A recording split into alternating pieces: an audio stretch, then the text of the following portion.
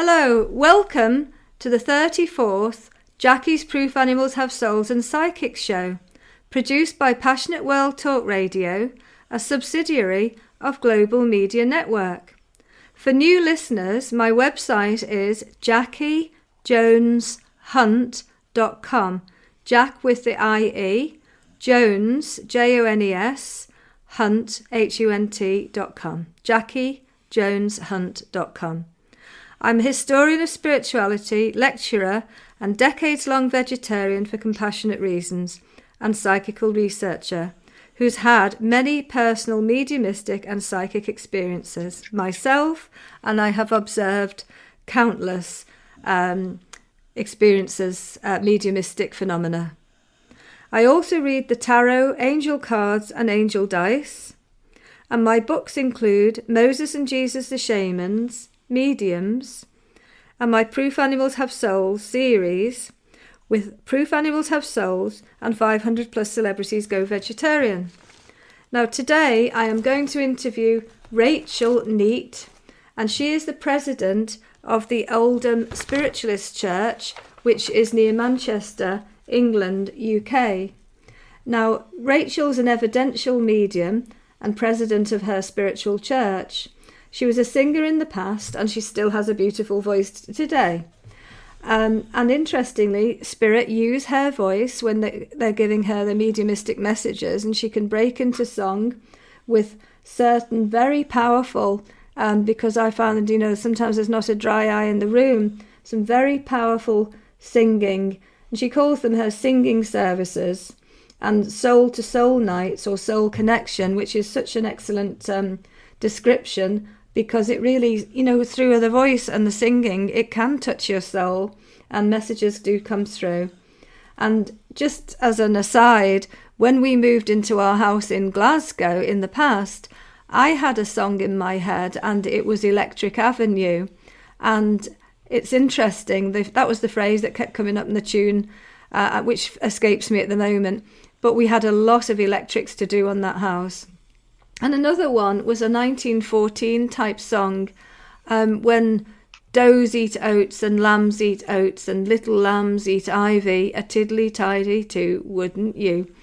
Well, we had a lot of ivy to deal with, and it was like a 1914, 1915 song, maybe 1920s, and it was a Victorian house of over 100 years old, in which I found a World War I totally brand new, in cellophane, Red Cross nurse's outfit, and it had fallen back down the side of a freestanding ancient wardrobe that had been left in the house for eons. And with it was all these newspapers from 1914, 1915, 1916. So it showed me how old it was. So I think it was some people from that era trying to put the song in my head.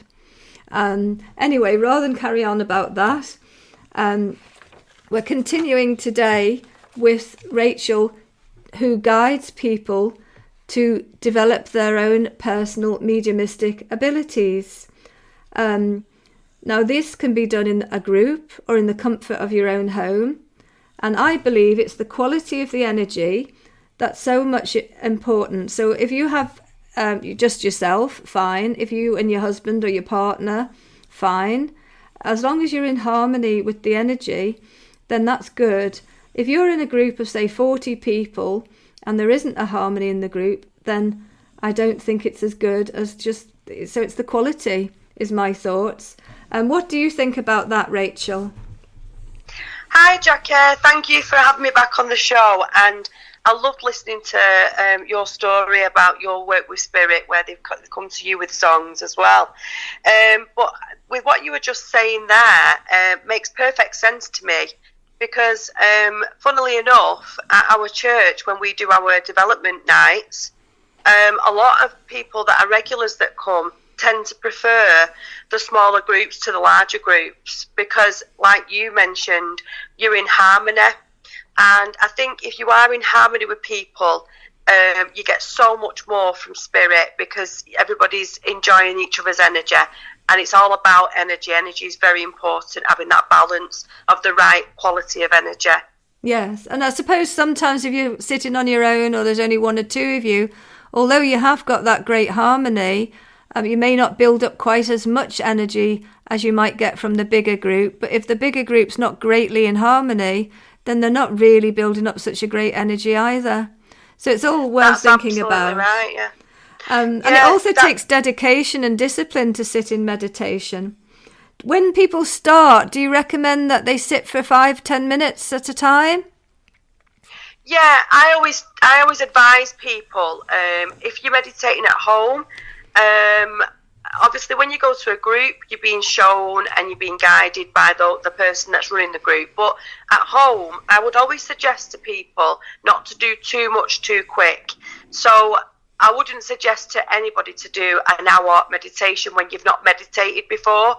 I would always say to somebody that the best thing to do is to find yourself a nice guided meditation, maybe on YouTube or maybe on the internet somewhere if you've got a CD, and just follow it and just do 10 minutes maybe at the maximum for your first time, and then build it up gradually, very slowly build it up to doing once a week, and maybe introduce another day in the week, and then start building up your time then. So you're not doing 10 minutes anymore, you're doing maybe 15 minutes. And gradually, over time, if you keep with it, you can then go to doing maybe an hour of meditation eventually, which is like what I would do. I would sit and do an hour meditation maybe in the morning, and then I would do an hour meditation at the evening. And this strengthens your connection with the spirit world. It really, really does. Meditation is so important, and it also helps balance your chakras. It helps balance your mental health, and it helps with sleep. Meditation has so many different things that it benefits you with in life. And I would highly recommend people use meditation for that as well, for those purposes. Absolutely, because I think we're all on information overload. We're all rushing past each other. People aren't communicating with each other. And we seem to have to be a secretary for everything that we do. Oh, you want to pay a bill? Well, can you go online and do it? Once upon a time, it was a quick call and the person at the other end of the phone would take the money. Now you find you've got to go through some complicated websites to try and get everything done, and you just feel like you're a secretary for everybody, plus your own life, and the quality of your life is drained, in my opinion. Now, many people, when they start to develop, some people will sense, and that's clairsentience. Some people will see, and that's clairvoyance. And some people will hear, which is clairaudience. And some people will get a knowingness, which is claircognizance. Some people put it down to intuition, oh, I don't think this is the right job for me, or this isn't the right partner for me, or I don't think I'll go over the bridge today. And then you hear that there's been an accident there. Some people put these things to intuition, but they can also be this sense that you are being guided from a family member in the spirit realm, from a friend, or from a guide, or a family member who is a guide. So do you teach people to develop these, as you call it, all the clairs, clairsentience, clairaudience, clairvoyance, claircognizance? Yeah, that's right. I mean, what I would do if somebody came to our church for development, I would talk to them about the clairs that they already may have experienced. So I'd have a conversation with them first to see what it is that they are experiencing, so I can pinpoint which clair they are using more often than not. For me, for example, I use all the clairs, and I use some clairs more than others in different times. So if I'm doing private readings, I probably use my clairvoyant a lot more with that, and my claircognizance. But when I'm doing other things, like when I'm doing my Reiki, I might be using my clairsentient a lot more. So it all depends on what it is you're doing. But I do advise people when they come to talk to me about what it is they've experienced in the past, so we can pinpoint where they are using and which clair they are using. And it's not that everybody has to use the same clair. So there's no right or wrong way of doing it. It's more about what is suited to you, because you're unique.